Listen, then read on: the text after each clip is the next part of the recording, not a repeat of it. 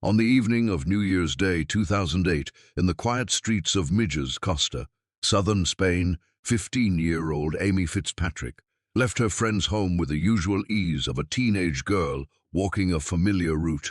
The air was cool but calm, a gentle breeze carrying the scent of the nearby Mediterranean. The streetlights flickered faintly, casting shadows across the sidewalks and half-built houses that lined her path. She had been visiting her best friend, Ashley Rose, after spending the day together laughing, sharing music, and talking about the plans they imagined for the new year. There had been no parties, no arguments, nothing unusual, just the ordinary comfort of friendship in a foreign town. Amy stepped outside wearing black jeans, a t-shirt, and white trainers. She had no phone, no money, no belongings beyond the clothes she wore. She hugged Ashley goodbye and promised she'd be home soon. Those were the last moments anyone saw her. The walk home was less than a kilometer, a distance Amy had taken countless times. The route was familiar, past a small supermarket, along a narrow road, flanked by empty lots and unfinished buildings, and down a dimly lit path leading toward her home in Riviera del Sol. The streets were silent that evening, most locals recovering from the New Year's celebrations, and no one could have predicted that those few minutes of routine would mark the beginning of a nightmare that would span years. Her stepfather, Dave Mahone, would later describe the area as safe enough, but the truth of that night suggested otherwise. It wasn't dangerous in reputation, yet the isolation made the quiet oppressive, and shadows seemed longer than they should have been. When Amy did not arrive home, her mother, Audrey, initially assumed she had stayed over at Ashley's house again. Amy had sometimes spent nights away and was known for being independent, even stubborn, but responsible. By morning, however, concern grew into panic. Audrey called Ashley's home, and the confirmation that Amy had left around 10 o'clock the previous night without reaching home sparked immediate dread. Audrey and Dave searched the streets themselves, calling her name, checking the small shops and quiet corners, retracing the path she should have taken. But there was no sign of her. The silence of the streets seemed to swallow her presence entirely. By midday, Audrey went to the local police station in Fuengirola to report Amy missing. The initial response was frustratingly slow. The officers suggested she might have run away and reassured her that teenagers sometimes vanished for a day or two. Audrey insisted otherwise, stating clearly that her daughter would never leave without telling anyone, and her unease was palpable. Yet, in those early hours, the critical first 48 hours, any trace of Amy seemed to vanish completely. To understand the gravity of this moment, one must understand who Amy was. Born in Dublin, Ireland, in 1992, she was bright, vivacious, and independent-minded. Her friends described her as fiercely loyal, someone who spoke her mind and held strong opinions. Her parents had separated when she was young, and Audrey had relocated to Spain with her new partner, bringing Amy and her younger brother, Dean, with her. Life on the Costa del Sol was not always easy. Audrey worked hard to create stability, while Amy struggled to adjust to a new environment, new schools, and the distance from her father and old friends. The bright sun and coastal warmth could not erase the pangs of homesickness or the social isolation she sometimes felt among a community, largely of expatriates. Amy's relationship with her stepfather, Dave, was complicated but not uncommon for blended families. Arguments occasionally erupted, and while they were sometimes tense, they were nothing unusual for a teenage household. Despite this, Amy was deeply attached to her family, especially her younger brother Dean, and had no plans to leave Spain permanently or act impulsively. She had reason to go on with her life, to continue her daily routines, and to plan for the future. As the hours passed and the day turned into night, the reality of Amy's disappearance settled like a shadow over her family. The local expat community began to organize searches, posting flyers and canvassing the streets. Volunteers combed the small streets and alleys, and local shops displayed her smiling photo in the hope that someone, somewhere might provide a clue. Despite these efforts, the silence remained unbroken. Early speculation tried to find an explanation. Some thought she might have run away, but the theory quickly unraveled when considering her lack of phone, money, or transportation. Others feared she had been abducted, possibly by someone she knew, or even by strangers in a quiet, isolated part of town. Every scenario was chilling, yet none could be confirmed. There was no evidence, no witness, no trace of a struggle. She had simply vanished. Audrey's days were consumed by worry. She went to the police station repeatedly, demanded updates, and made calls to the Irish embassy. She spoke with journalists, hoping to keep Amy's story in the public eye. Each day without a sighting intensified her fear, every passing hour stretching her anxiety to breaking point. Meanwhile, Chris Fitzpatrick, Amy's father, learned of the disappearance and immediately flew to Spain. The sight of his daughter's photo on posters, knowing that she had vanished in the night, was surreal. What should have been a simple, ordinary walk home had turned into the worst nightmare any parent could imagine. The Guardia Civil eventually organized more formal searches, bringing in dogs, volunteers, and, in some cases, divers to inspect nearby beaches and construction sites. Interpol was notified, and the story began to reach international media outlets. Yet, even with these efforts, no concrete leads emerged. Friends described Amy's disappearance as though she had been erased, a sudden absence where moments before there had been life, laughter, and movement.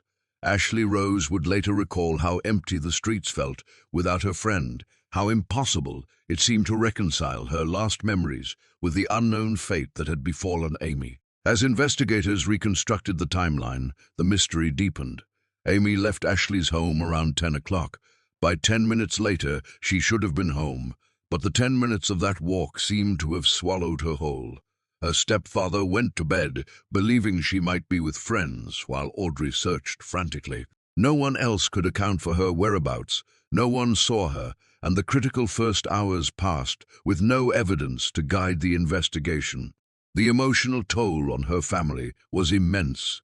Every sound, every phone call, every shadow cast by the streetlights carried the possibility that it might be Amy. The uncertainty was relentless, a constant ache that could not be soothed by hope alone. Yet even in despair, the search continued. Volunteers and locals combed the streets repeatedly. Police revisited every possible lead, examined each tip, and cross-checked any minor observation. Each day without Amy was both a defeat and a motivator, pressing everyone involved to continue despite exhaustion, doubt, and heartbreak. Amy's disappearance became a symbol of the fragility of teenage life and the suddenness with which ordinary routines could be disrupted. The world she had known, from the safe streets of her neighborhood to the familiarity of her home, was suddenly a place of uncertainty and potential danger. Her friends, her family, and her community were left with haunting questions. What had happened in those 10 minutes? Who, if anyone, had taken her, and why? Even as weeks passed and the initial media attention faded into occasional updates, the unanswered questions persisted. Amy Fitzpatrick remained missing, and every trace of her life prior to that night seemed both vivid and distant. The walk from Ashley's home had been so short, so routine, yet it became a boundary between safety and the unknown. The neighborhood, once a place of simple familiarity, was forever marked by her absence. For Audrey and Chris, for Dean, and for all who loved Amy, the first hours and nights of her disappearance became etched into memory. The quiet roads, the unanswered calls, the futile searches, the posters fading in the sun. The last sighting was a moment suspended in time, both ordinary and profoundly significant. It was the beginning of a long, harrowing journey, a journey defined by hope, despair, and relentless pursuit of the truth. Amy Fitzpatrick's story did not begin on the night she disappeared. It had been building quietly for 15 years, shaped by family, environment, and the movements of a young girl trying to find her place in a complex world. Born in Dublin, Ireland, in 1992, Amy was the daughter of Audrey Fitzpatrick and Christopher Fitzpatrick. Her early years were marked by the everyday challenges of growing up in a separated family. Her parents' separation left an emotional imprint, one that would subtly influence her sense of security and attachment. Despite the separation, both parents loved her, but distance and circumstance meant that Amy's life would increasingly be divided between homes, routines, and expectations. Audrey, her mother, had always been a figure of steadfast resilience. She moved to Spain with her new partner, Dave Mann, hoping to build a stable life for her children. The sun-drenched coast of the Costa del Sol promised opportunity and escape from the economic difficulties of Ireland, but the reality was often more complicated. Relocation meant acclimating to a foreign language, a new school system, and cultural norms that were different from those Amy had grown up with. For a teenager, the sense of being uprooted was profound. Amy missed her father, her school friends, and the familiar rhythm of Dublin life. The vibrant landscapes of Spain, the endless Mediterranean horizon, and the warmth of the sun offered beauty but could not fill the emotional gaps left by absence, separation, and a sense of dislocation. Amy's relationship with her stepfather, Dave, was nuanced. He wanted to provide guidance, protection, and discipline, yet there were tensions natural in any blended family, intensified by adolescence and the struggles of adjusting to a new country. Arguments flared occasionally, particularly over curfews, responsibilities, and school performance. Still, there was affection and concern beneath the surface, a recognition that they were all navigating a new life together. Amy was intelligent, strong-willed, and at times headstrong. She pushed boundaries, questioned rules, and sought independence, all qualities that made her vibrant and complex, but also challenging to understand for those trying to protect her. Amy attended a local Spanish school, where she faced the dual challenges of language and integration. She worked hard academically, eager to prove herself, but also struggled socially. While she made friends, there was always a subtle tension between her Irish identity and the Spanish environment. The school, while offering education and structure, could not provide the comfort of familiar cultural anchors. Amy's social circle was mostly other expatriate children, which provided some connection to her past life, but also emphasized the distance from her homeland. In her spare time, Amy was curious, playful, and adventurous. She loved music, spending hours listening to songs on her iPod or talking to friends about bands and pop culture. She enjoyed simple outing shopping, walking along the coast, and visiting friends. But there were also moments when the isolation and adjustment to a foreign environment weighed heavily on her. Adolescence is always a delicate balance between exploration and caution, freedom and guidance, and Amy navigated this balance with a mix of confidence and vulnerability. Her friendship with Ashley Rose was central to her life. Ashley, a few years older, had a comforting presence and offered both companionship and guidance. The girls spent countless hours together, sharing secrets, laughter, and teenage worries. Their friendship was a source of stability for Amy amid the broader challenges of expatriate adolescence. They confided in each other about school, family, and social life. This bond, however, would come to represent the last anchoring point in Amy's life before she disappeared. The family dynamic at home was also complex. Amy's younger brother, Dean, was close to her, and she often assumed a protective, nurturing role. The move to Spain meant that Amy's sense of responsibility was heightened. She was aware of her mother's struggles, the sacrifices made to provide a better life, and the unspoken tension between parental figures. Audrey worked long hours to maintain the household, and Dave tried to contribute as a father figure, creating a structured but sometimes emotionally strained environment. Amy had learned to navigate these adult concerns with the instinctive caution of a teenager, often balancing her own desires with the needs and expectations of her family. Social life in Mijas Costa provided both opportunities and risks. The expatriate community was tight-knit yet transient. Neighbors often looked out for each other, but anonymity remained possible in the winding streets and quiet apartment complexes. Teenagers had access to mobile phones, yet Amy's phone had been broken prior to her disappearance, leaving her with limited means of communication. This seemingly small detail would have profound implications on the night she vanished. Amy had routines that were predictable yet filled with small variations, typical of any teenager. She attended school, completed homework, spent time with friends, and occasionally explored the local shops and streets. On holidays, she sometimes returned to Ireland, visiting her father and extended family, but the long flights and financial constraints meant these visits were infrequent. Each moment away from home highlighted both her adaptability and the limitations imposed by being a foreign resident in Spain. Her personality was a combination of resilience, independence, and vulnerability.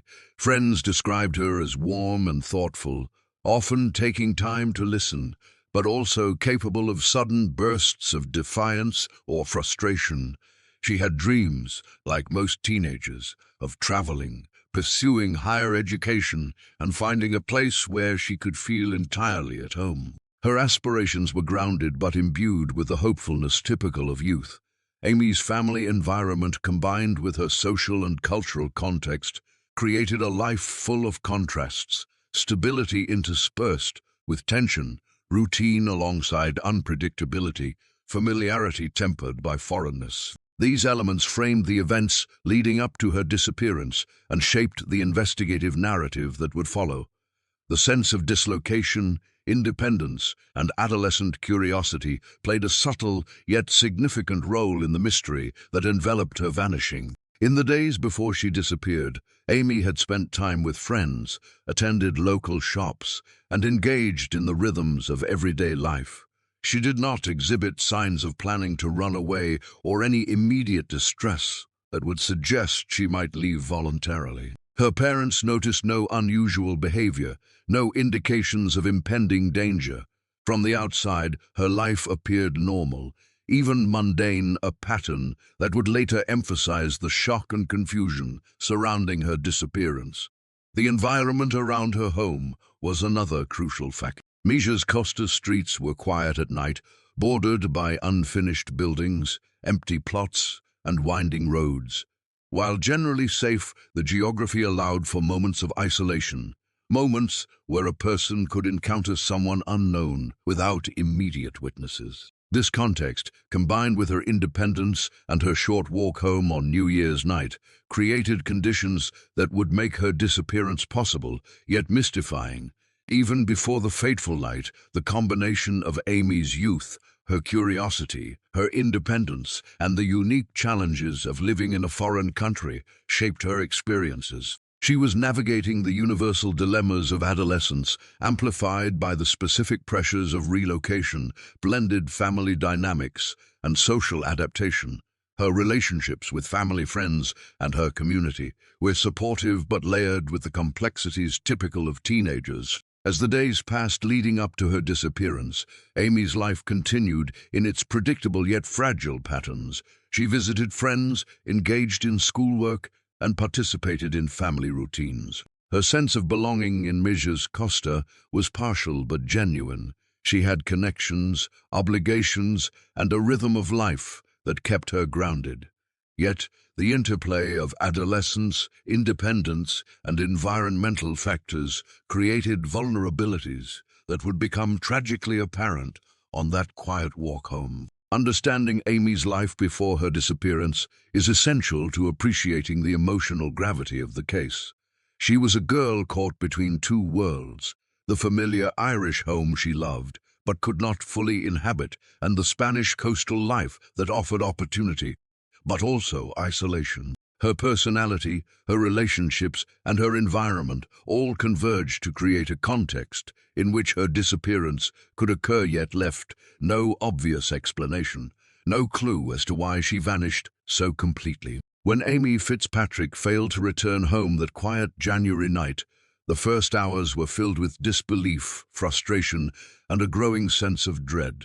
Her mother, Audrey, and stepfather, Dave Mahan, had initially believed that she might have stayed with a friend or taken a short detour somewhere familiar. But as the hours stretched into morning and the reality of her absence settled in, that hope began to unravel. By midday, when calls to friends, neighbors, and local contacts yielded nothing The family realized that this was no ordinary teenage wandering. Amy Fitzpatrick was missing, and every passing moment increased the urgency and the fear that something terrible had occurred. The first official steps in the investigation were slow, and in some respects, they reflected the limitations of local law enforcement structures and protocols in a small expatriate community. When Audrey filed the missing person report at the Fuengirola police station, the response was initially tepid. Officers suggested that Amy might have run away and advised patience, citing common occurrences of teenage disappearances in resort towns. But Audrey's insistence and determination to have her concerns taken seriously eventually prompted a more formal response. As a parent who knew her child's character intimately, she rejected any suggestion that Amy had chosen to vanish voluntarily, insisting that her daughter would never disappear without explanation. Over the next 24 hours, a team of local officers began canvassing the neighborhood, questioning friends, neighbors, and local business owners. The streets of Mijas Costa were combed meticulously. Volunteers and neighbors joined in, walking the narrow paths, checking the small alleys, the unfinished houses, and the quiet corners where a teenager could theoretically have been concealed. Flyers bearing Amy's smiling face were distributed widely, posted in shop windows at bus stops and across the expatriate community. The effort was heartfelt and organized, but despite the numbers of people involved, no concrete leads emerged. It was as though Amy had disappeared into thin air. Media attention began to grow, albeit slowly at first. Local newspapers ran brief reports about a missing teenager, including details of her last known movements. While the coverage was limited compared to high-profile cases, it was enough to generate interest among residents and the expatriate community in Ireland. Word reached Amy's father, Chris Fitzpatrick, prompting him to travel immediately to Spain. For him, the realization that his daughter was missing in a foreign country was terrifying. The thought that someone or something had taken her, that she might be alone and vulnerable, weighed heavily on his mind. He arrived to find a community on edge, families and neighbors scouring the streets, and the police doing everything they could with the limited evidence available. Amy's close friends were interviewed repeatedly.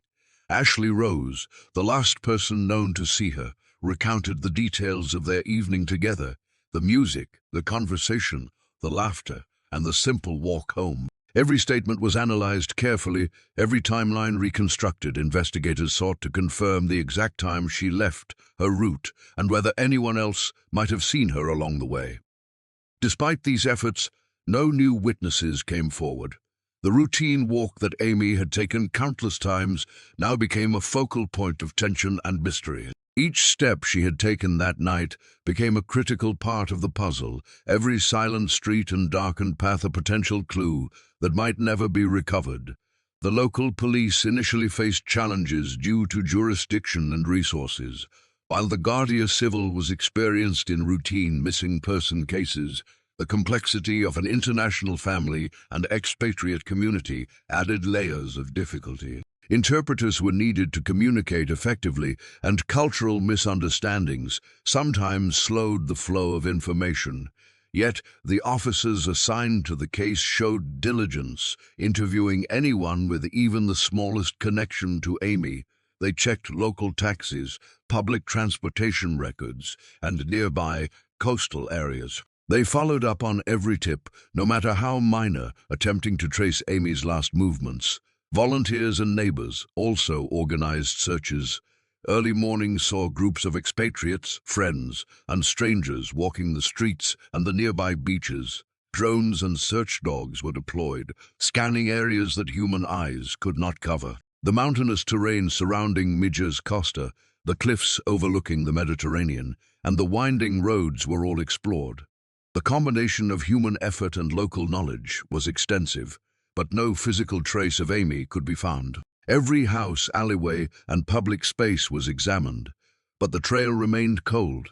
The media in both Spain and Ireland began highlighting the emotional dimension of the case. Interviews with Audrey and Chris Fitzpatrick revealed their fear, confusion, and desperation. The images of Amy posted in newspapers, online forums, and television broadcasts created a poignant and haunting presence for the missing teenager. Readers and viewers were struck by her innocence, her youthful smile, and the abruptness of her disappearance. The story resonated widely because it was both ordinary and extraordinary, a familiar scenario of a teenager walking home, transformed into a tragedy that defied logic. As days turned into weeks, the investigation expanded. Authorities examined nearby residential areas, spoke to school staff, and interviewed any adults who might have had contact with Amy in the days leading up to her disappearance. They explored potential links to transient populations, including workers and tourists who passed through the area, hoping that someone might remember seeing a girl matching Amy's description. Every avenue was pursued, but the lack of concrete evidence made it difficult to progress. Psychologists and missing person specialists were consulted to create a profile of Amy's behavior. She was considered unlikely to run away. Her personal circumstances and character did not suggest voluntary disappearance. These expert analyses helped guide the focus of the investigation, emphasizing the possibility of abduction or accident over intentional flight. Investigators worked meticulously to avoid assumptions that could misdirect the search, ensuring that every lead, however tenuous, was pursued. The involvement of the Irish authorities brought additional resources. Consular support provided advice, and Irish law enforcement liaised with the Spanish police to coordinate efforts.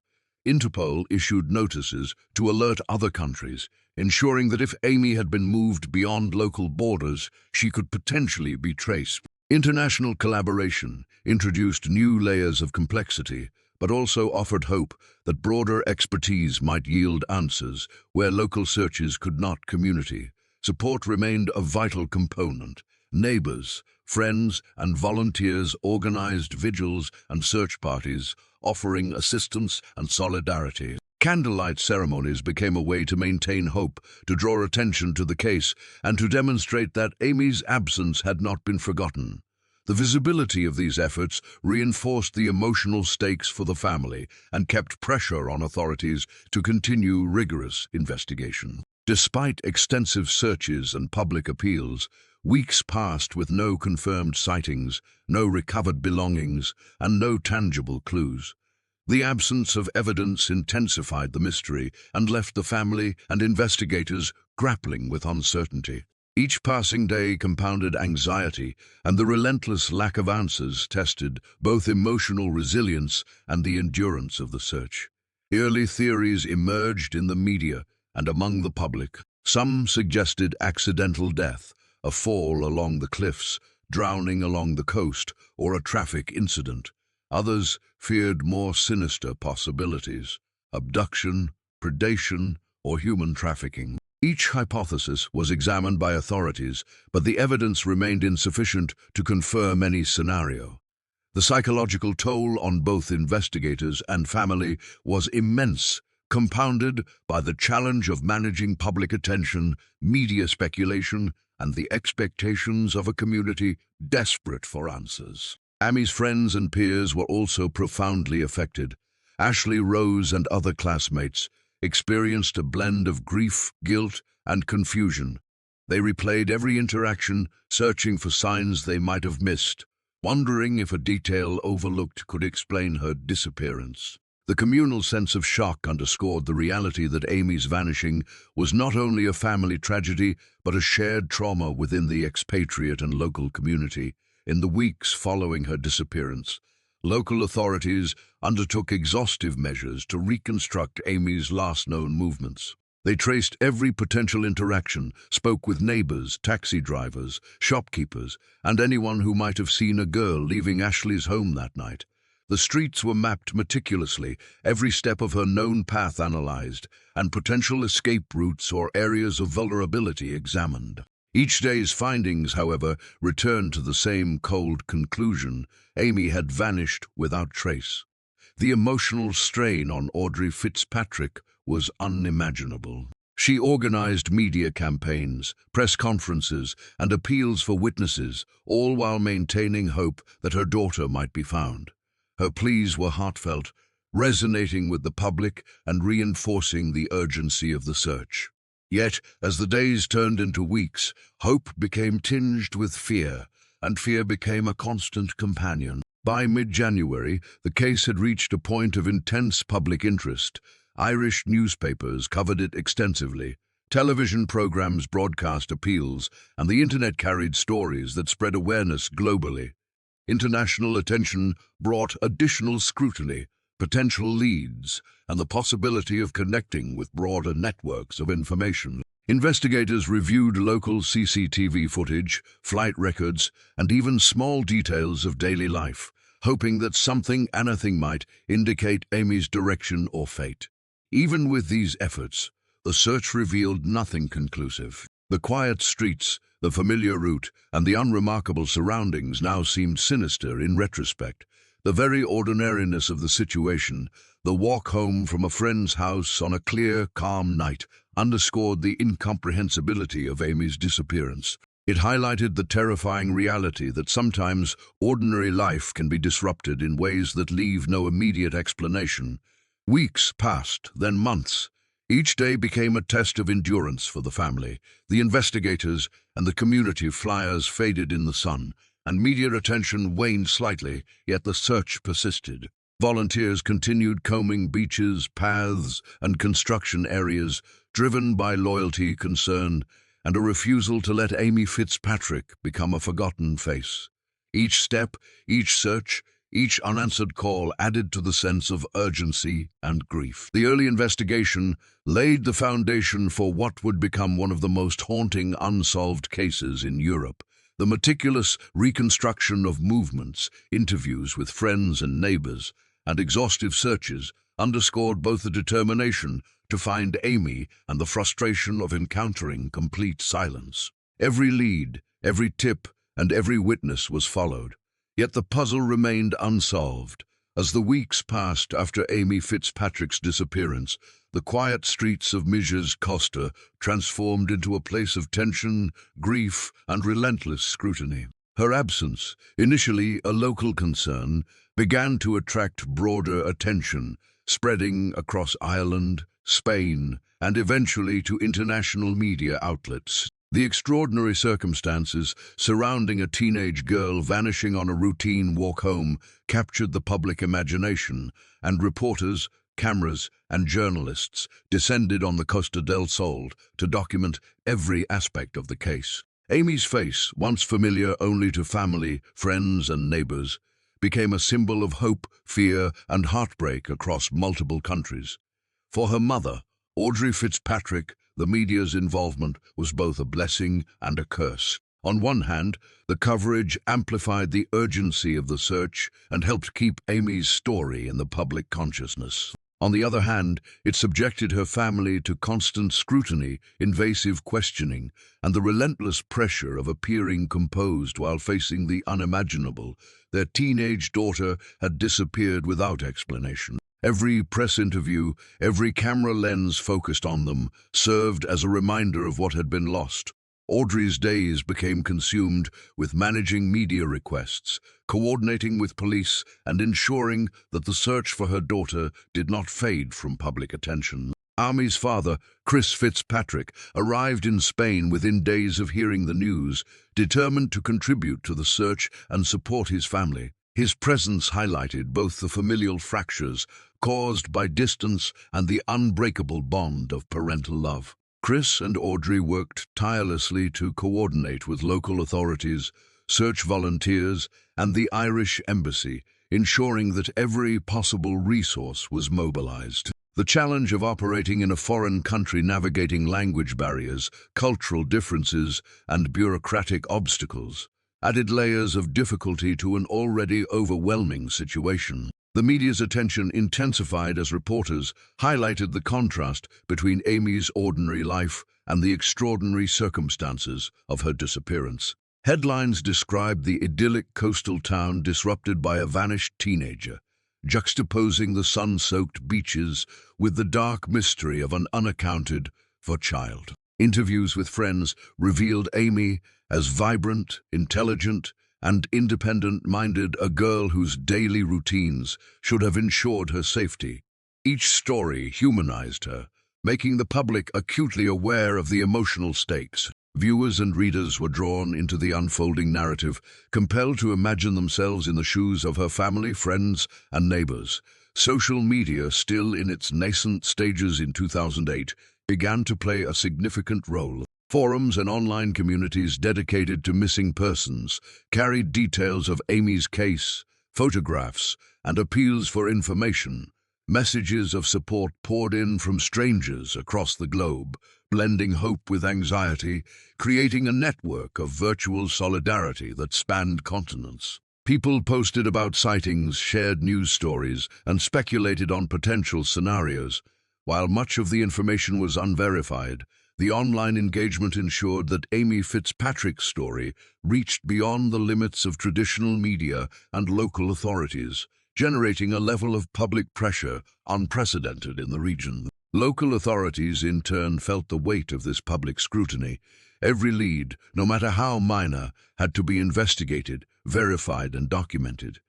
Investigators worked around the clock, speaking to anyone who might have seen Amy, reviewing security footage, and retracing her last known steps. Every street corner, alley, and building she might have passed was examined meticulously.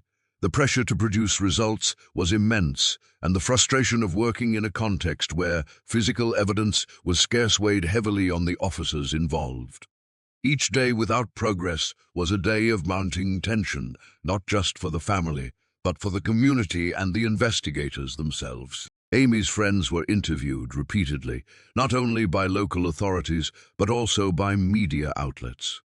Their accounts painted a portrait of a typical teenage girl, curious, lively, and careful, with routines that included school, friends, and local outings. They described the New Year's evening in vivid detail: laughter, conversation, and the quiet walk home from Ashley Rose's house. These recollections were cross-referenced with timelines, cell phone records, and observations from neighbors. Yet, they yielded no clues beyond confirming Amy's last known movements. Each retelling underscored the tragedy of her sudden disappearance, so ordinary, so routine, yet irreversibly disrupted. The Irish government became involved as well, recognizing the international dimension of the case. The Irish embassy in Spain offered consular support, coordinated with local police, and assisted in facilitating communication between Spanish authorities and the family. Interpol was notified, and notices were issued in the hope that Amy's whereabouts could be traced beyond the local region. These steps underscored the gravity of the situation, framing it not merely as a local missing person case, but as an international concern requiring cross-border collaboration. Public vigils and community-driven initiatives became a hallmark of the unfolding drama. Residents of Meijas Costa and the surrounding expatriate community organized candlelight ceremonies, gatherings in local parks, and coordinated searches across the town. Flyers were posted, posters updated, and appeals repeated in newspapers, on radio, and on television. Each act of solidarity was a testament to the community's commitment to finding Amy, even as the reality of her disappearance remained shrouded in uncertainty. These public displays reinforced the sense of shared grief and collective responsibility, creating a network of concern that extended from local neighbors to international audiences. Despite these efforts, the passage of time complicated the investigation. The initial hours, so critical in missing person cases, had been lost to confusion, assumptions, and limited information. Each day that passed reduced the likelihood of finding immediate leads, and the challenge for law enforcement became not only locating Amy, but also ensuring that public attention and family support remained sustained. Investigators had to balance the urgency of the search with the patience required for methodical evidence gathering. Theories about what had happened to Amy began to circulate. Some suggested she might have been abducted by a stranger, others feared accidental death, a misadventure in the coastal terrain, or an encounter with someone intending harm. Local police, guided by experience and protocol, considered every possibility, cross-checking statements, evaluating timelines, and analyzing the geography of the area. The absence of a clear motive or suspect made each theory speculative, yet all were pursued with the seriousness demanded by the case. Family dynamics during this period were intensely strained. Audrey and Chris Fitzpatrick had to manage their grief, frustration, and fear while coordinating searches, media interactions, and investigative efforts. Dave Manon, as a step-parent, contributed to the household stability, but the stress and constant focus on Amy's disappearance strained relationships within the family. Emotional exhaustion became a constant companion, yet their commitment to finding Amy never wavered. Each conversation, each plan, each effort to engage with the media or police was motivated by hope and love, even as the weight of uncertainty pressed down upon them. Meanwhile, the local expatriate community grappled with the reality that a seemingly safe town could be the setting for such a profound tragedy. Parents reassessed their routines, teenagers adjusted their behavior, and neighbors became hypervigilant. The case illuminated vulnerabilities inherent in the area's unique demographics: a transient population, unfamiliar streets, and teenagers navigating adolescence far from the watchful eye of extended family. The disappearance prompted conversations about safety, awareness, and community responsibility, transforming Mija's Costa from a quiet coastal enclave into a place marked by tension and vigilance. As weeks turned into months, the media attention fluctuated but never entirely waned. Newspapers, television programs, and online platforms continued to report on the case, providing updates, revisiting leads, and maintaining public awareness. Each report reinforced the urgency of the search, while also acknowledging the growing difficulty in uncovering new information. Analysts and commentators speculated on potential outcomes, the probability of foul play, and the challenges of cross-border investigations, all while humanizing the story through portraits of a vibrant teenager abruptly lost to the ordinary rhythms of life. Amy's friends and peers faced their own psychological burden. Questions haunted them. Had they overlooked a warning sign? Could a casual remark or overlooked gesture have provided a clue? Schoolmates struggled with the absence of a familiar presence in their daily lives. The emotional impact extended beyond immediate family, illustrating how the disappearance of one teenager reverberates through a community, affecting all who shared her world. The role of international cooperation became increasingly important. Spanish and Irish authorities exchanged intelligence, coordinated searches, and explored potential avenues for locating Amy beyond the local environment. Interpol's involvement ensured that if Amy had been moved across borders, alerts could be issued, and efforts to locate her could be coordinated internationally. This layer of complexity reflected both the limitations of local investigative capacity and the unprecedented nature of a missing person case that involved expatriate families, transient communities, and multiple jurisdictions. Despite extensive efforts, tangible evidence remained elusive. Searches yielded nothing definitive: no belongings, no sightings, no eyewitness accounts beyond Amy's last known moments. Each empty result deepened the mystery, reinforcing the fear that something extraordinary, something tragic, had occurred. Investigators faced the dual challenges of managing ongoing searches while maintaining hope and morale within the family and community. The case began to take on a life of its own in the public imagination. Amy Fitzpatrick became more than a missing girl. She represented a narrative of vulnerability, resilience, and the unpredictable fragility of life. Her story underscored the importance of vigilance, community engagement, and the relentless pursuit of truth in the face of uncertainty. Each news story, each vigil, each flyer contributed to an evolving tapestry of hope, grief, and determination. Months later, the investigation would continue with renewed focus. Authorities developed behavioral profiles, examined possible suspects, and revisited every lead, no matter how minor. Volunteers and family members sustained their commitment to search efforts, demonstrating a resilience that matched the gravity of the situation.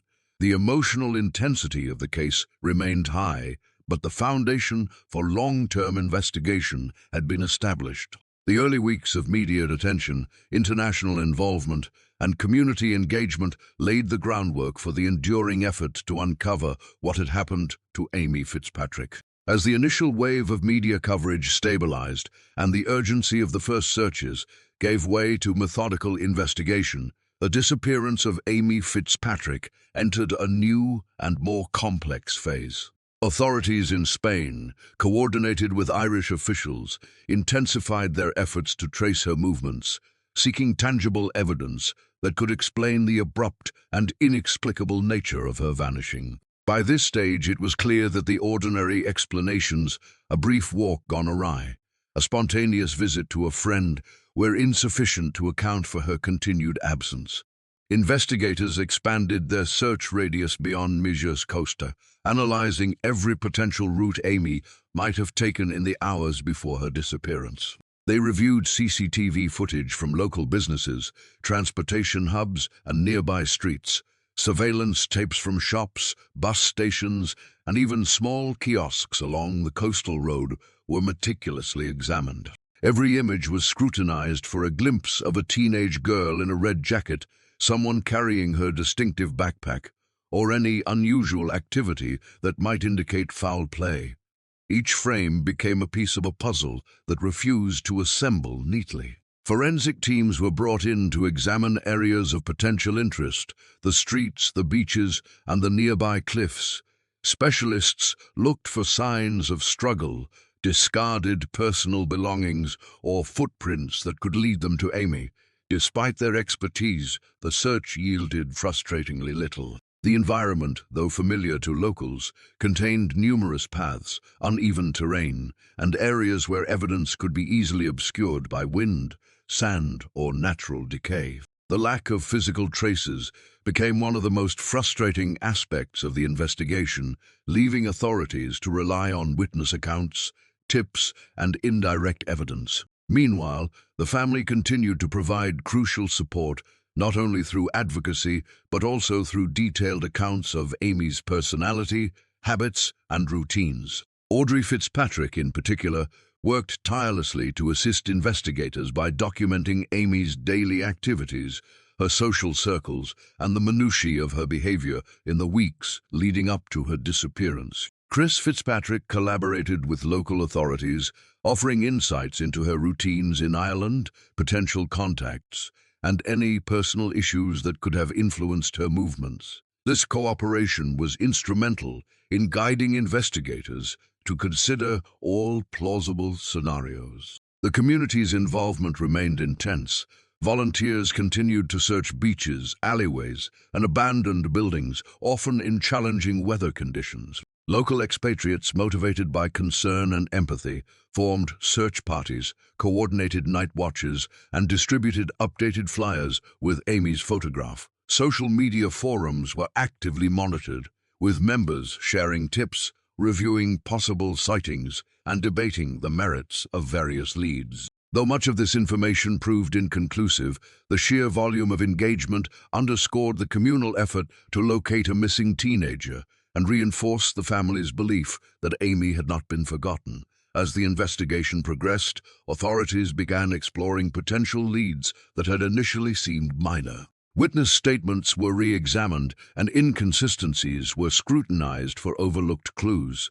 Some local residents reported seeing unfamiliar individuals in the area during the time frame of Amy's disappearance, though none could be conclusively connected to her. Each potential lead prompted a detailed follow-up, canvassing neighborhoods, cross-referencing alibis, and conducting background checks on those who had been in proximity to the area.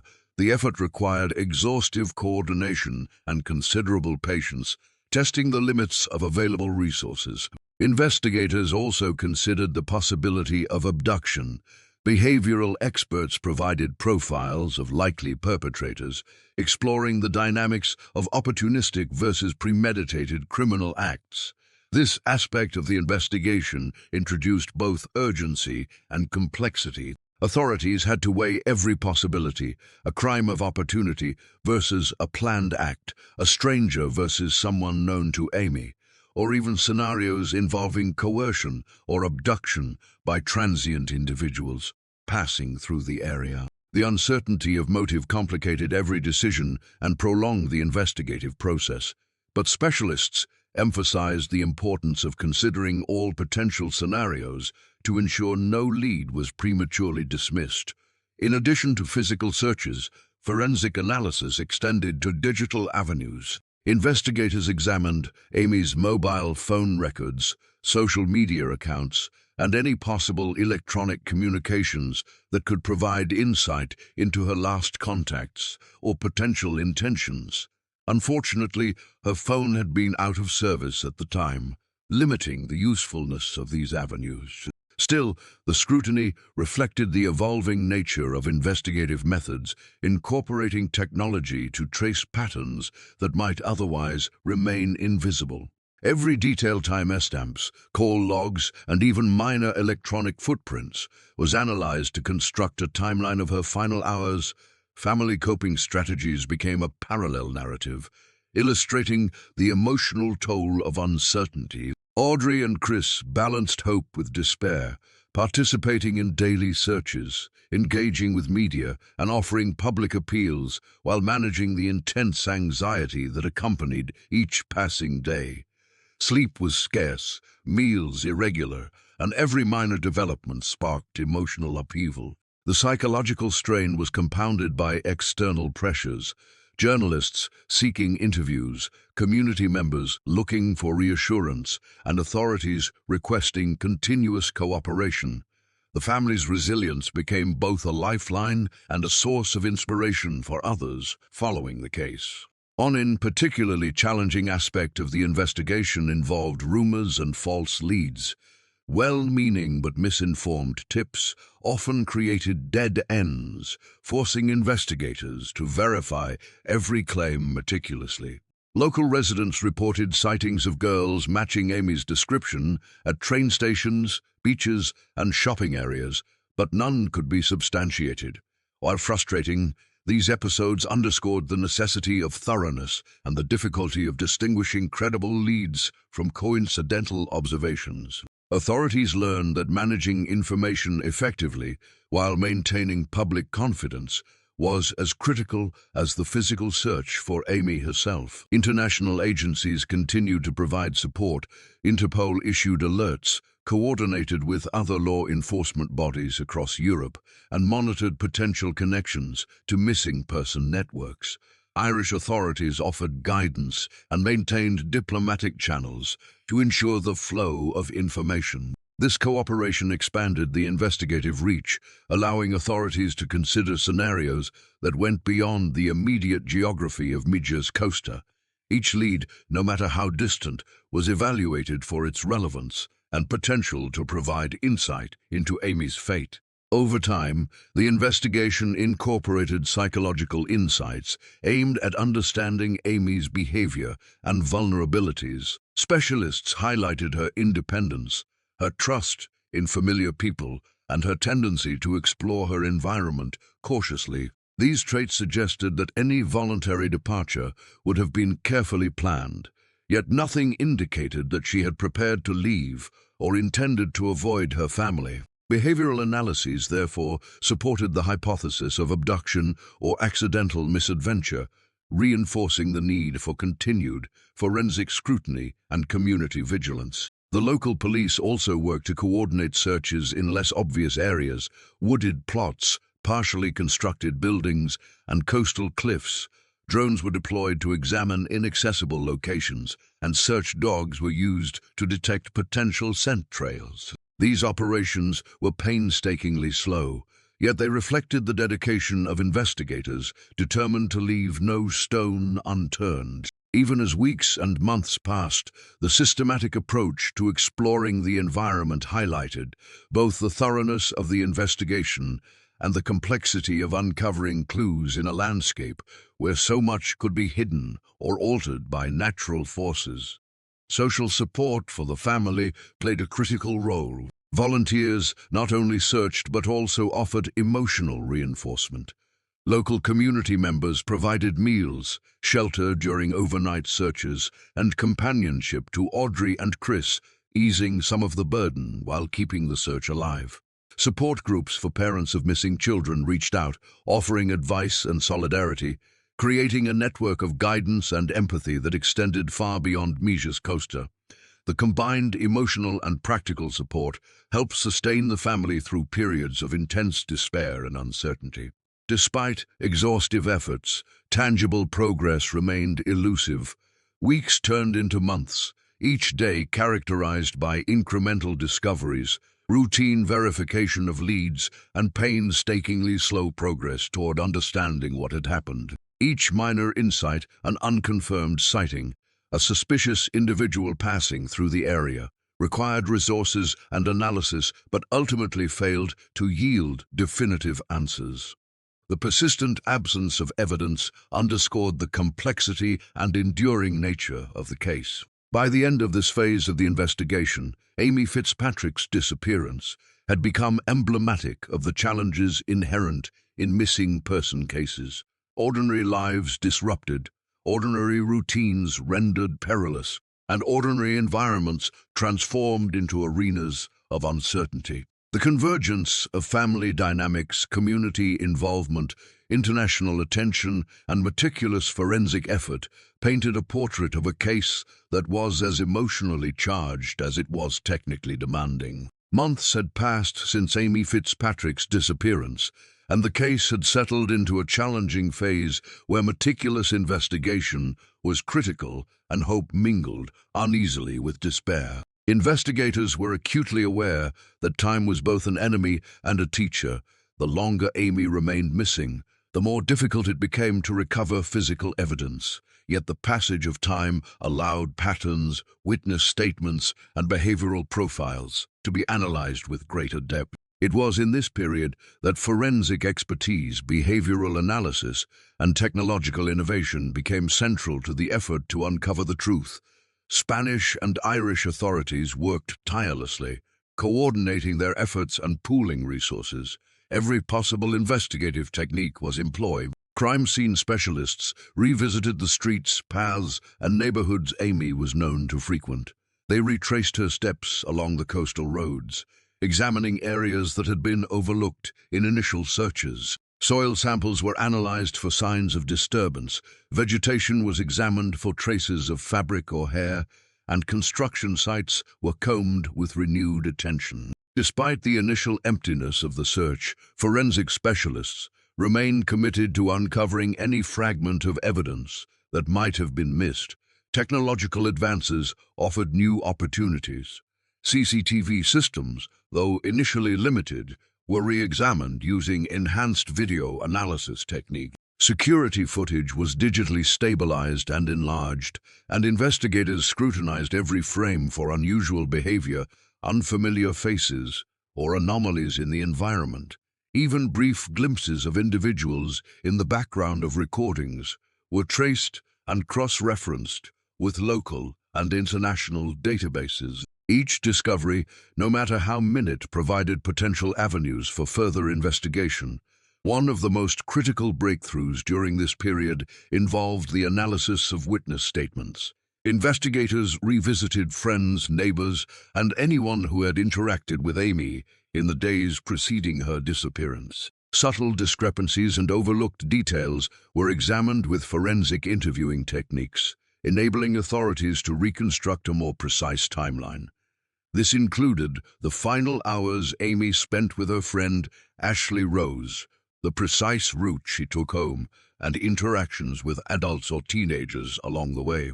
By comparing accounts and analyzing behavioral patterns, investigators began to create a clearer, though still incomplete, picture of her movements. In parallel, psychological profiling became increasingly significant.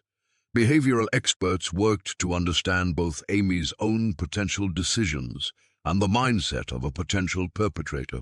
They considered a wide range of possibilities: a spontaneous abduction, a planned encounter, or the involvement of a stranger or transient individual. Profilers examined demographic data, patterns of missing teenager cases in the region, and behavioral tendencies typical of similar incidents across Europe. They developed potential scenarios that guided searches, interviews, and investigative priorities. Family accounts played a pivotal role in these analyses. Audrey and Chris Fitzpatrick provided detailed insight into Amy's character, habits, and social interactions. Her routine walks, her known friends, her cautious but independent nature, all were scrutinized for clues that might suggest voluntary absence, susceptibility to influence, or potential danger. Specialists emphasized that Amy's behavior suggested she was unlikely to leave without informing her family, reinforcing the concern that an external factor, someone else's involvement, was central to her disappearance. Investigators also considered broader environmental and situational factors. The coastal terrain with its cliffs, beaches, and winding streets was analyzed for vulnerabilities. Locations where an abduction or accident could occur were mapped meticulously, with attention to access points, escape routes, and concealment opportunities. Each geographic feature was examined for potential evidence, with search dogs deployed to track scent patterns and detect traces that human eyes could not perceive. These efforts, while labor-intensive and often yielding limited results, were essential to understanding how Amy's disappearance might have unfolded. New leads occasionally surfaced through public appeals, anonymous tips, or digital communications. Some were promising, others dead ends. Investigators followed up rigorously on every credible tip, cross-checking information with available data, verifying timelines, and interviewing individuals connected to the leads. One notable line of inquiry involved reports of a suspicious individual seen near the area at the time of Amy's disappearance. While these observations could not be conclusively linked to the case, they prompted targeted interviews and neighborhood canvassing, demonstrating the importance of thoroughness in prolonged investigations. Forensic science extended beyond the immediate physical environment. Authorities analyzed personal belongings that had been with Amy prior to her disappearance, examining items such as her clothing, backpack, and other possessions for trace evidence, fibers, or other materials that might indicate a struggle or transfer to another location. Laboratory techniques were applied rigorously, including fiber comparison, DNA extraction, and chemical analysis. Each minute fragment was treated as potentially significant, with the understanding that even the smallest detail could prove pivotal in a case where tangible evidence was scarce. As these investigative methods progressed, the emotional toll on the family intensified. Months of uncertainty and repeated false leads strained their resilience. Audrey and Chris Fitzpatrick balanced daily grief with the necessity of participating actively in the investigation. They coordinated with authorities, followed leads, participated in searches, and continued to engage with media campaigns. Their persistence served not only as a lifeline for the investigation, but also as a symbol to the wider community that the search for Amy would not fade, regardless of the challenges faced. Community involvement remained vital. Volunteers assisted with mapping searches, analyzing potential sightings, and distributing updated information. Local schools and youth organizations provided support to peers, offering counseling and platforms for expressing concern. The expatriate community continued to play an active role, demonstrating solidarity across cultural and national boundaries. These efforts created a network of vigilance that reinforced the ongoing nature of the investigation, ensuring that Amy Fitzpatrick's case remained the focus of collective attention. Investigators also explored potential motives and patterns consistent with abduction cases. Behavioral profilers analyzed factors such as timing, geographic location, demographic data, and the potential characteristics of a perpetrator. They considered opportunistic crimes versus planned abductions, stranger involvement versus someone known to Amy, and the influence of local transient populations. These analyses guided interviews, search priorities, and allocation of resources. The detailed work of profiling helped refine the investigative focus while also highlighting the complexity of discerning motive and predicting behavior in cases involving adolescents. Throughout this phase, international cooperation remained a cornerstone of the investigation. Interpol alerts ensured that any potential movement of Amy across national borders could be monitored. Irish authorities maintained continuous communication with Spanish law enforcement, providing logistical, technical, and analytical support. This collaboration expanded the investigative reach, facilitating access to international databases and expertise, and reinforcing the principle that missing person cases are not confined by geography. The investigative team also implemented long-term strategies. They monitored repeat sightings, conducted periodic reassessments of the area, and maintained updated records of leads, suspects, and witness statements. The emphasis on documentation and methodical review ensured that no potential clue was lost over time. This sustained effort underscored the reality that high-profile missing person cases often evolve into prolonged investigations, requiring persistence, attention to detail, and adaptability. During this period, media involvement remained intense but became more analytical. Investigative journalists explored the case from multiple angles, often assisting in raising awareness and providing supplementary information to authorities. Public appeals continued to emphasize the human aspect of the case, portraying Amy as a vibrant, ordinary teenager whose disappearance had transformed her into a symbol of uncertainty, vulnerability, and the urgent need for resolution. Psychological insights informed not only the search strategy, but also the management of community and family support. Specialists provided guidance on coping with prolonged uncertainty, the emotional effects of false leads, and strategies for sustaining hope without succumbing to despair. The application of psychological expertise helped the family navigate the months-long ordeal, providing tools for resilience and reinforcing the importance of structured involvement in the ongoing search. The combined impact of forensic innovation, behavioral analysis, international cooperation, and community engagement created a multi-layered investigative approach. Although tangible breakthroughs remained limited, the thoroughness of the methodology increased the likelihood that any future discoveries could be contextualized, analyzed, and acted upon effectively. The case became an exemplar of the complexity inherent in missing person investigations, highlighting both the technical and emotional dimensions of such efforts. By the end of this phase, Amy Fitzpatrick's disappearance had evolved into a case defined not only by mystery, but also by procedural sophistication, cross-border collaboration, and the unrelenting dedication of her family and the investigative team. Each new technique applied, each lead followed, and each analytical insight gained represented a step toward understanding a profoundly incomprehensible situation. As the months turned into years, the investigation into Amy Fitzpatrick's disappearance entered a phase defined by persistence, meticulous analysis, and the gradual layering of psychological insight over physical searches. While forensic breakthroughs had yielded limited tangible evidence, the focus shifted to understanding the human behaviors surrounding the case, Amy's routines, social interactions, and potential vulnerabilities, as well as the possible motives and tendencies of an unknown perpetrator. This was the era of psychological profiling, where specialists attempted to decipher patterns that might reveal what had happened on that fateful evening.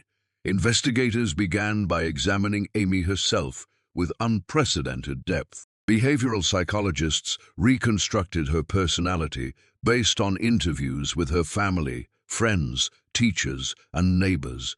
They considered her habits, decision-making tendencies, and social circles. Amy was described as intelligent, independent-minded, and cautious, a girl aware of her surroundings, but also curious about her environment.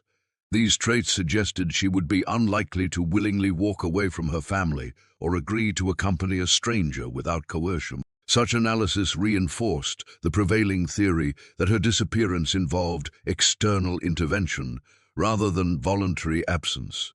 At the same time, the potential profile of a perpetrator was developed. Specialists considered a range of possibilities, from opportunistic individuals exploiting a moment of vulnerability to premeditated abductions. Geographic profiling was incorporated into the investigation, analyzing areas where crimes against adolescents had occurred in the region, identifying patterns in transient populations, and considering the proximity of known offenders to Midges Costa at the time of Amy's disappearance. Every aspect of the environment was scrutinized, from the familiar streets Amy traveled to the hidden alleys and underpasses that might have offered concealment. Investigators also revisited known criminal databases, seeking connections to unsolved cases of similar nature across Spain, Ireland, and other European countries. This cross-referencing aimed to detect patterns that might indicate a serial offender or organized criminal activity. While no immediate links were established, the process itself highlighted the complexities of modern investigative work, where data analysis, historical research, and behavioral science intersect to illuminate avenues that might otherwise remain invisible. Family involvement remained pivotal. Audrey and Chris Fitzpatrick continued to participate actively in searches, interviews, and public campaigns. Their deep understanding of Amy's personality provided critical context for profiling efforts. They could describe not only her typical behaviors, but also subtle deviations or nuances that might indicate unusual interactions or stresses. These insights were incorporated into psychological models, informing hypotheses about potential abductor behavior, locations of interest, and the timing of critical events. Renewed searches were organized based on emerging profiles and insights. Specialists identified areas previously overlooked, including hidden sections of local parks, construction sites, and wooded paths. Search teams deployed both traditional and technological methods, canine units for scent tracking, drones for aerial reconnaissance, and thermal imaging to detect heat signatures in inaccessible areas. Each search, though often yielding no direct evidence, contributed to a larger map of investigative thoroughness, ensuring that all possibilities were explored systematically. Community engagement continued to play an essential role. Volunteers assisted with mapping search routes, distributing updated flyers, and monitoring potential sightings. Local schools and community centers held informational sessions, teaching children and teens about safety while simultaneously raising awareness of the ongoing investigation. The collective effort reinforced the message that Amy Fitzpatrick had not been forgotten and that every member of the community was part of the search for answers. Emerging theories began to shape investigative focus. Some hypothesized that a transient individual might have been responsible, possibly someone working in hospitality, tourism, or seasonal labor typical of the Costa del Sol. Others considered the possibility of a known acquaintance or neighbor with hidden intentions. Each theory required meticulous verification, from checking alibis and records to interviewing individuals multiple times. Investigators documented each interaction, carefully constructing timelines and cross-referencing them with environmental data, CCTV footage, and witness accounts. International collaboration intensified. Irish authorities maintained consistent communication with their Spanish counterparts, ensuring that intelligence, tips, and resources were shared effectively. Interpol monitored potential cross-border activity, issuing alerts and coordinating with law enforcement agencies in nearby countries. The involvement of international organizations reflected both the complexity and seriousness of Amy's disappearance, emphasizing that cases involving minors transcend borders and require coordinated responses to optimize the chances of resolution. The psychological toll on the family, however, remained profound. Audrey and Chris grappled with uncertainty, the pressure of public attention, and the frustration of repeated false leads.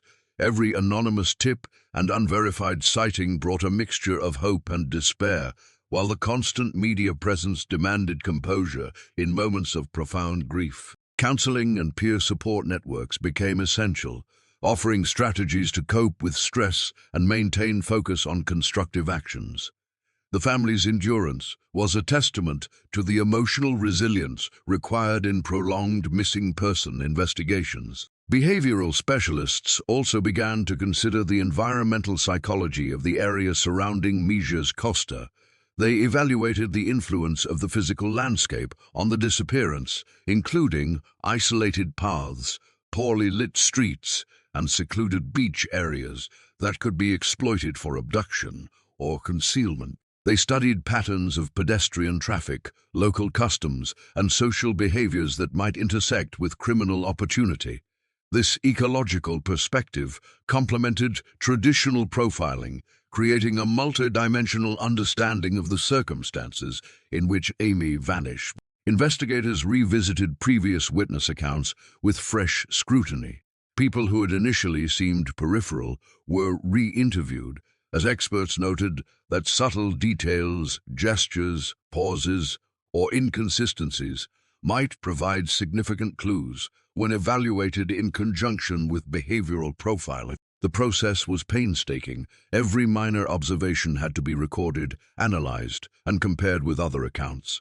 These efforts underscored the importance of patience, thoroughness, and the recognition that critical evidence could be hidden in the smallest details. Emerging leads from the international sphere occasionally provided sparks of hope. Similar disappearances in neighboring regions, although ultimately unconnected, offered comparative data to refine profiling models. Authorities analyzed behavioral, geographic, and temporal patterns, seeking parallels that might suggest broader networks or methodologies.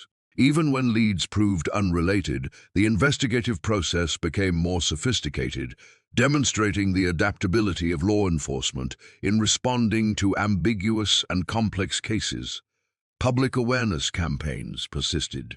Posters, news segments, and community events continued to highlight Amy's story, encouraging reporting of any possible sightings or suspicious behavior. Social media forums, though less mature than today's platforms, were actively monitored for tips and discussion. The family and authorities emphasized accuracy and verification, teaching the public to distinguish credible information from rumor, thus maintaining focus on actionable intelligence rather than speculation. As the years passed, Amy's disappearance became emblematic of broader challenges in adolescent safety, parental vigilance, and community responsibility. Her story was repeatedly cited in discussions of missing teenager cases, highlighting the vulnerabilities faced by young people in unfamiliar environments and the critical importance of cross-jurisdictional collaboration in investigations. Each reference reinforced the enduring human impact of the case, both on those directly involved and the wider public investigative teams. Also examined the potential for accidental disappearance scenarios, such as misadventure in coastal terrain, temporary disorientation, or an accidental fall. While profiling and family accounts suggested these were less likely, the possibility could not be ignored. Specialized search teams revisited beaches, cliffs, and other challenging terrain multiple times, mapping escape routes, access points, and areas where an individual might remain hidden. This exhaustive approach reflected the principle that no possibility should be discounted in the pursuit of truth. Through continued investigation, forensic analysis, and psychological profiling, the case began to take on a more defined structure, even in the absence of concrete resolution. Authorities developed a timeline that incorporated every verified detail, identified potential suspects, and systematically eliminated false leads. Each new development, no matter how incremental, was treated as a potential pivot point that could eventually bring clarity to a case that had remained frustratingly elusive. Despite the challenges, the central focus remained on Amy and her family. Investigators recognized that procedural thoroughness had to coexist with empathy, sensitivity, and public reassurance. Audrey and Chris were supported not only logistically but emotionally, providing them with the tools to maintain advocacy for their daughter while navigating the relentless uncertainty that had become part of their daily lives. Years into the investigation of Amy Fitzpatrick's disappearance, the case had grown into a multifaceted effort that combined traditional detective work, cutting-edge forensic science, and international cooperation. With every passing month, investigators sought to uncover new leads, verify old tips, and explore technological methods that might finally illuminate the circumstances surrounding the young girl's vanishing. This phase of the investigation, characterized by renewed rigor and expanded scope, became a critical period for those determined to bring answers to Amy's family. Forensic science continued to play a pivotal role. Investigators revisited items Amy had owned: her clothing, backpack, personal effects, and conducted exhaustive analyses.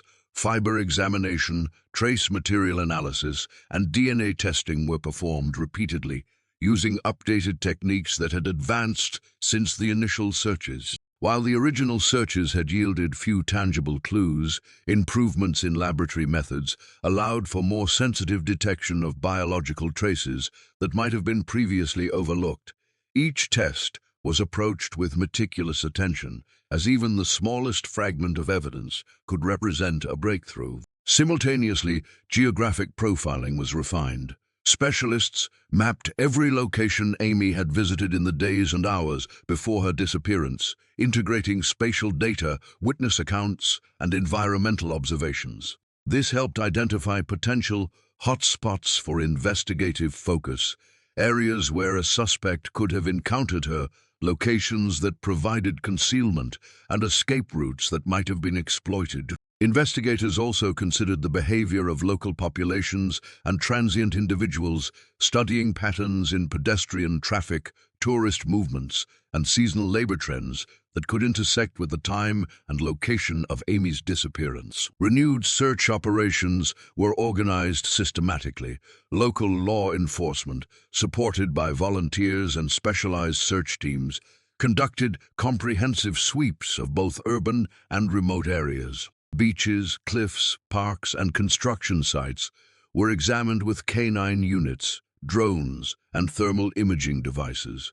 Even small culverts, tunnels, and hidden alcoves received scrutiny as investigators considered every possible scenario. While many searches proved fruitless, the methodical approach ensured that no potential lead was ignored and reinforced the commitment of authorities to exhaustive diligence. International cooperation deepened during this stage. Irish authorities maintained active communication with their Spanish counterparts, facilitating the exchange of intelligence, tips, and investigative strategies. Interpol monitored movements across borders, issuing alerts and coordinating with law enforcement in neighboring countries. These efforts expanded the reach of the investigation, ensuring that any lead pointing to possible movement of Amy outside Spain could be traced, verified, and acted upon quickly. The cross-border collaboration reflected both the complexity of the case and the recognition that modern investigations require a global perspective. Media engagement became more strategic.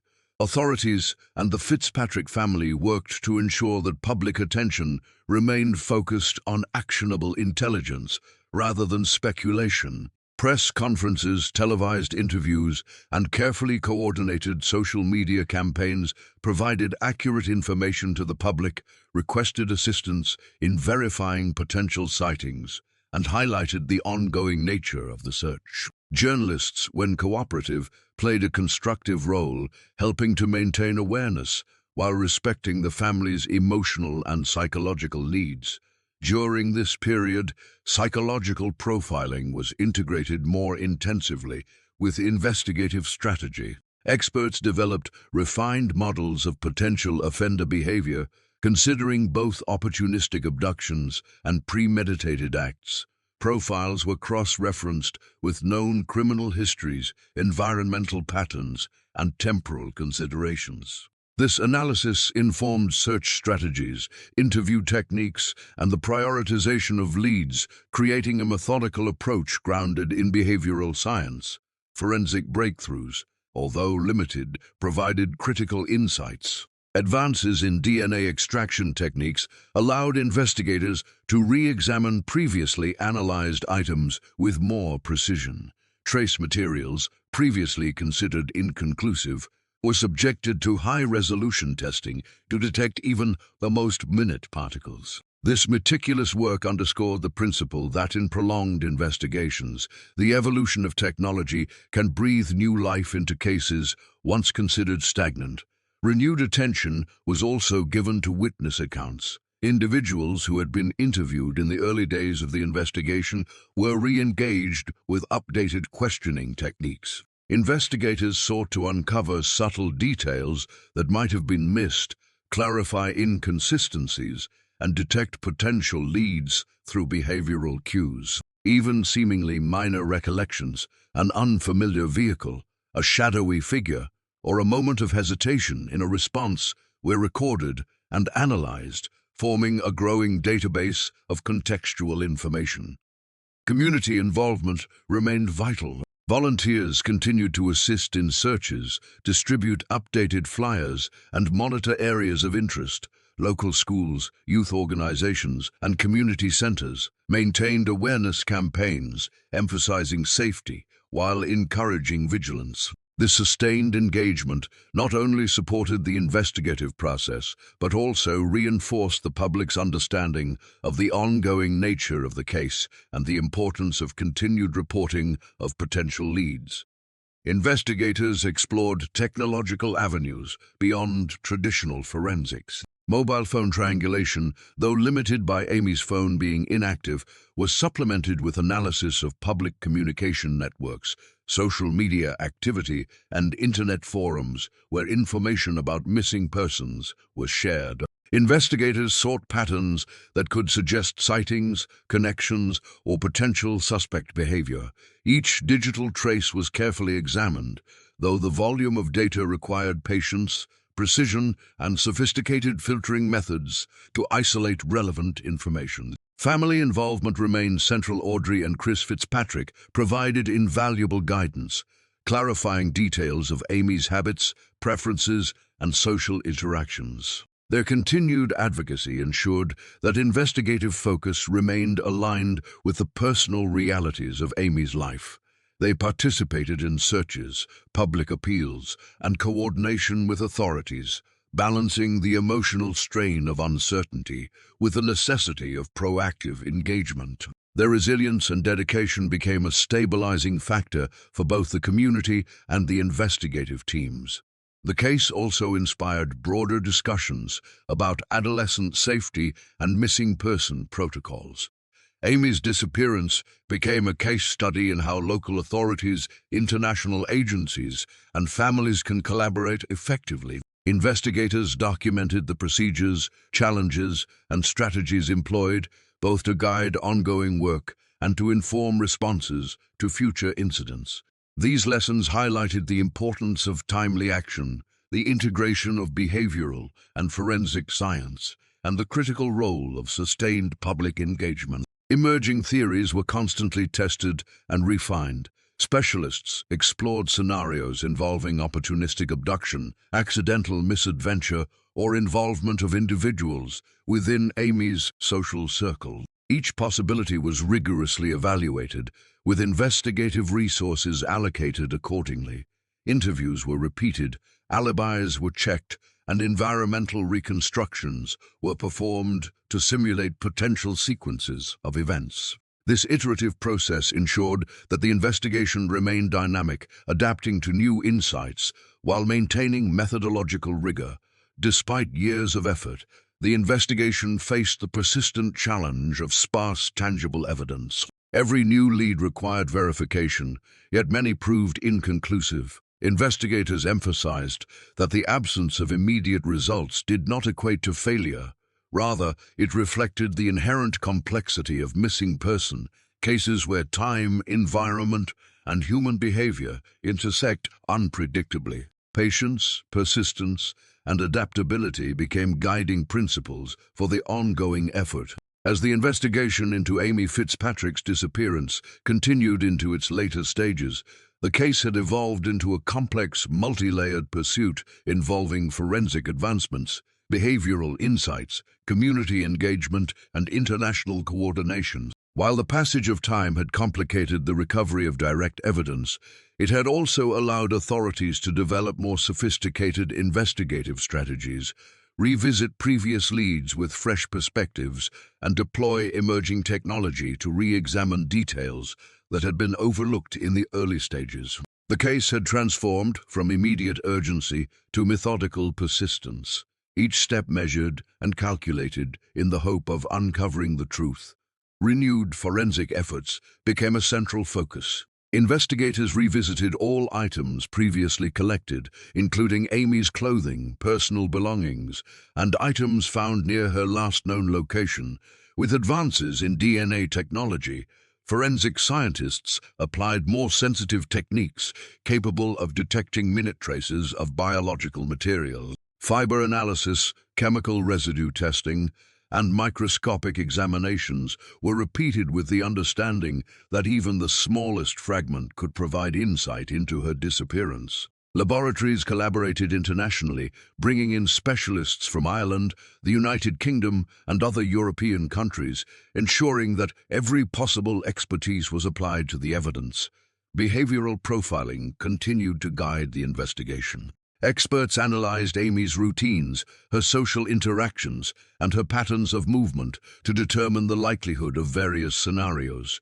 Profiles were also developed for potential offenders, considering motivations, opportunity, and patterns typical of similar cases. The combination of environmental analysis, demographic data, and behavioral patterns provided a framework for understanding how her disappearance might have occurred and where investigators should concentrate their renewed efforts. As the investigation into Amy Fitzpatrick's disappearance continued into its later stages, the case had evolved into a complex, multi-layered pursuit involving forensic advancements, behavioral insights, community engagement, and international coordination. While the passage of time had complicated the recovery of direct evidence, it had also allowed authorities to develop more sophisticated investigative strategies, revisit previous leads with fresh perspectives, and deploy emerging technology to re-examine details that had been overlooked in the early stages.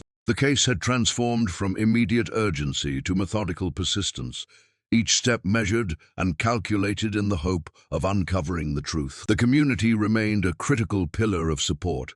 Volunteers continued to search beaches, parks, and remote areas, often in harsh weather or difficult terrain. Local organizations helped maintain awareness, distributing updated information and supporting the family in their ongoing advocacy.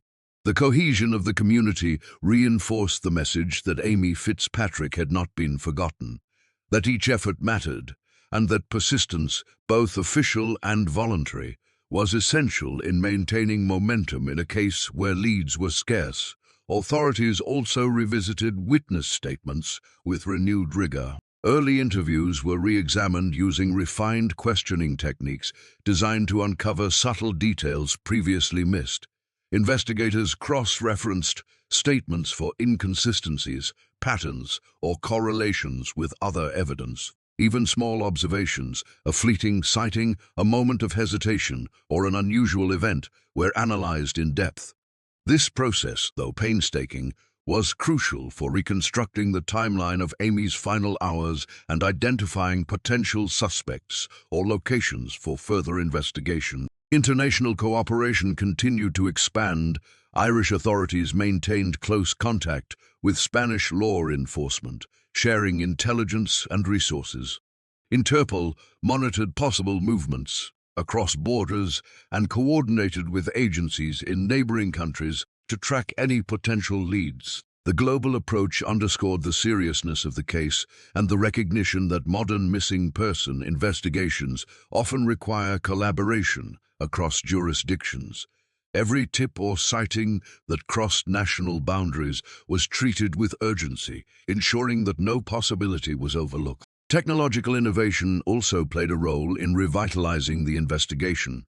Analysts employed digital mapping techniques to track potential routes, study patterns of pedestrian and vehicular movement, and evaluate areas where an abduction or concealment could have occurred. Advanced video enhancement tools were used to re-examine CCTV footage from nearby businesses and public spaces. Investigators meticulously reviewed every frame, searching for anomalies, unfamiliar individuals, or vehicles that might have been connected to the disappearance. Each technological application expanded the investigative toolkit and increased the likelihood of uncovering previously hidden evidence. Family advocacy remains central. Audrey and Chris Fitzpatrick continued to work tirelessly alongside investigators, providing insights into Amy's character, habits, and relationships. Their cooperation ensured that all investigative strategies were aligned with an accurate understanding of her routines and vulnerabilities. The family also maintained a public presence, appealing to the community and media for support, while balancing the emotional toll of prolonged uncertainty.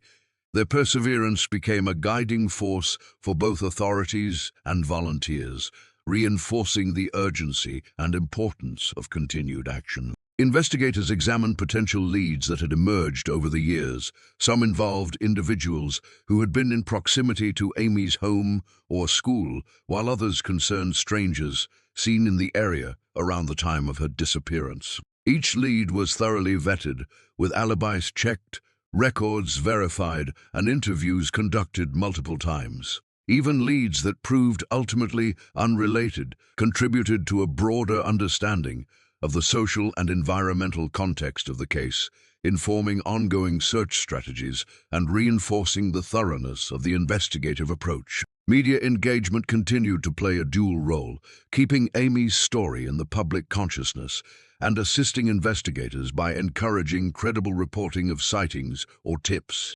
Interviews, news segments, and social media campaigns emphasized actionable information, providing clear guidance on how community members could contribute meaningfully to the investigation.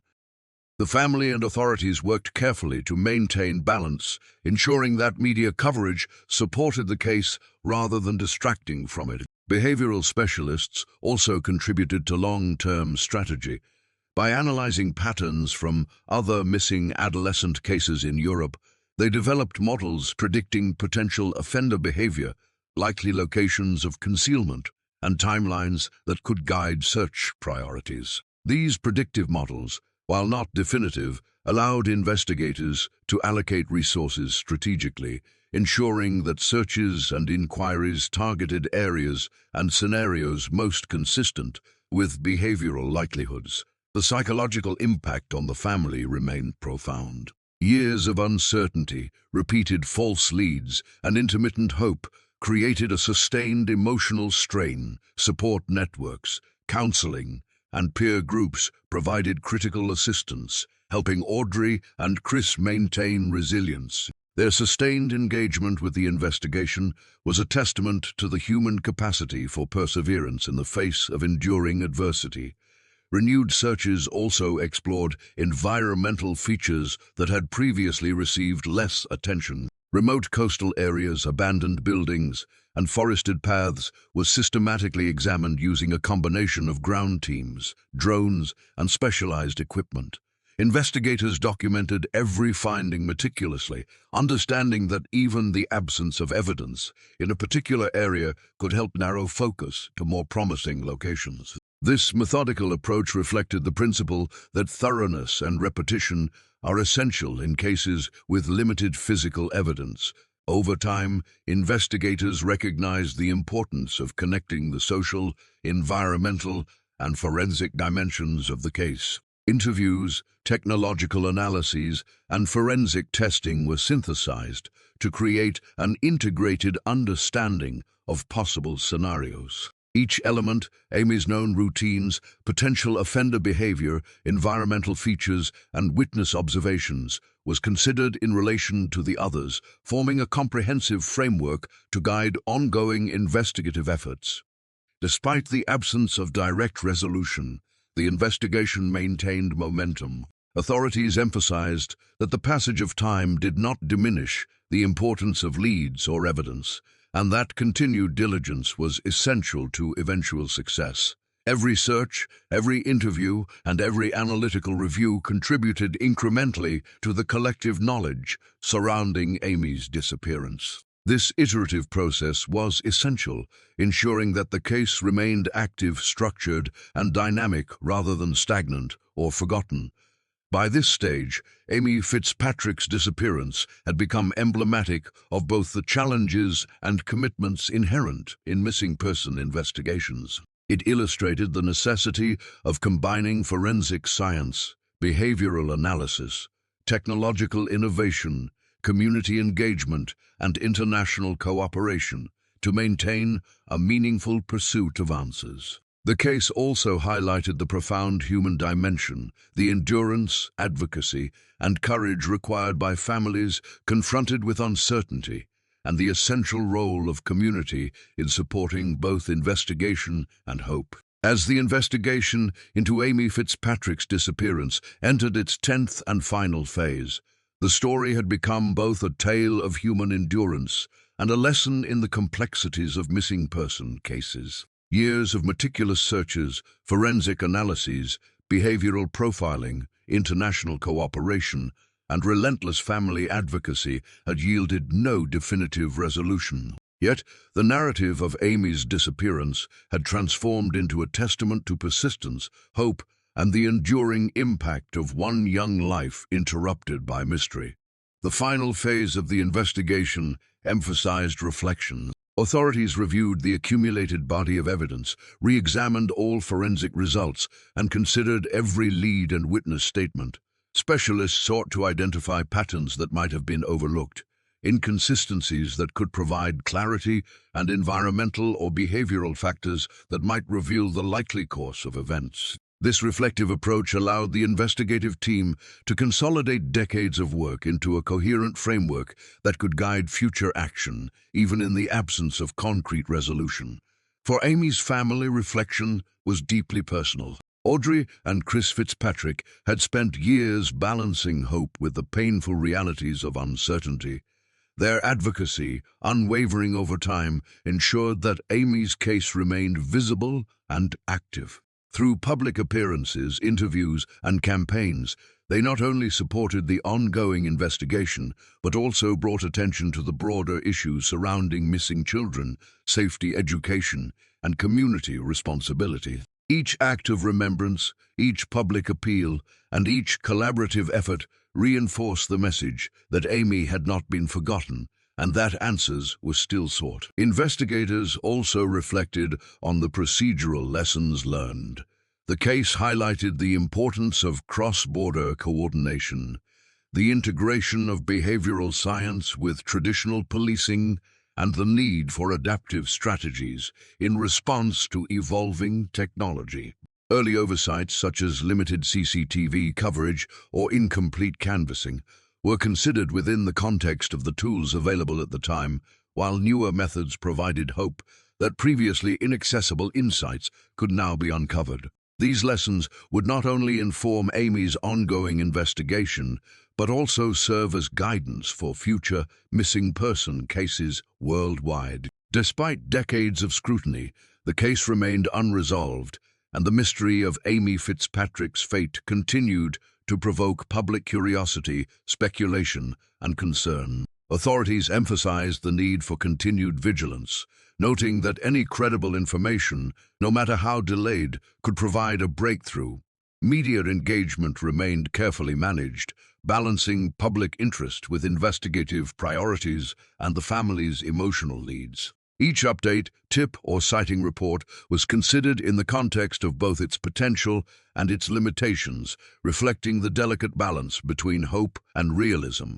Psychological insights into missing persons and potential offenders continued to shape the understanding of the case. Specialists examined patterns of adolescent vulnerability, the behaviors of opportunistic and calculated offenders, and environmental factors that might contribute to the risk of abduction. These analyses guided both historical review and ongoing investigative strategies, providing a conceptual lens through which the accumulated evidence could be interpreted. Behavioral modeling, when applied to the case, highlighted probable scenarios, informed search priorities, and reinforced the understanding that time alone does not diminish the possibility of discovery. The broader community impact of Amy's disappearance was profound. Schools, neighborhood organizations, and local authorities had implemented measures aimed at improving child safety awareness. Public campaigns emphasized the importance of vigilance, reporting suspicious behavior, and supporting families affected by disappearances. Amy's case became a symbol not only of loss but also of communal responsibility, illustrating the interconnectedness of individual safety, family advocacy, and law enforcement diligence. Renewed technological applications continued to play a role. Investigators applied geographic information systems, GIS, to map potential routes and areas of interest, correlated environmental data with witness accounts, and examined digital traces that might offer insight into temporal or spatial patterns relevant to the case. Social media, though emerging only in the later years of the investigation, provided a platform for disseminating information, encouraging credible tips and engaging public attention in ways previously unavailable. These tools expanded the investigative toolkit, offering opportunities to revisit previously analyzed information with enhanced capabilities. Family-centered approaches remained critical. Beyond advocating publicly, Audrey and Chris Fitzpatrick participated in ongoing meetings with law enforcement, contributed to the analysis of potential behavioral patterns, and reviewed the application of new investigative techniques. Their lived knowledge of Amy's character, routines, and social interactions was invaluable, ensuring that technical analyses were informed by practical understanding. This human element served as both a guiding force for authorities and a reminder that at the center of every case is a missing individual whose life matters profoundly. Despite the ongoing uncertainty, investigators continued to explore every credible lead. Reports of sightings, anonymous tips, and minor clues were systematically verified, documented, and analyzed. Each piece of information, however small, was evaluated for consistency, plausibility, and potential significance. Investigators emphasized the cumulative nature of their work. Even an initially inconclusive observation could, in combination with other data, reveal patterns or connections not previously recognized. The emphasis on patience, diligence, and systematic evaluation characterized the enduring approach to Amy's case. Forensic developments offered continued hope. Emerging DNA technologies, enhanced trace material analysis, and novel chemical detection methods provided avenues for revisiting previously collected evidence. Items once considered irrelevant or inconclusive were subjected to renewed scrutiny, with the understanding that advances in science could unlock insights that had eluded investigators for years. These efforts reflected the ongoing integration of technology into investigative practice, highlighting the evolving nature of modern criminal investigation.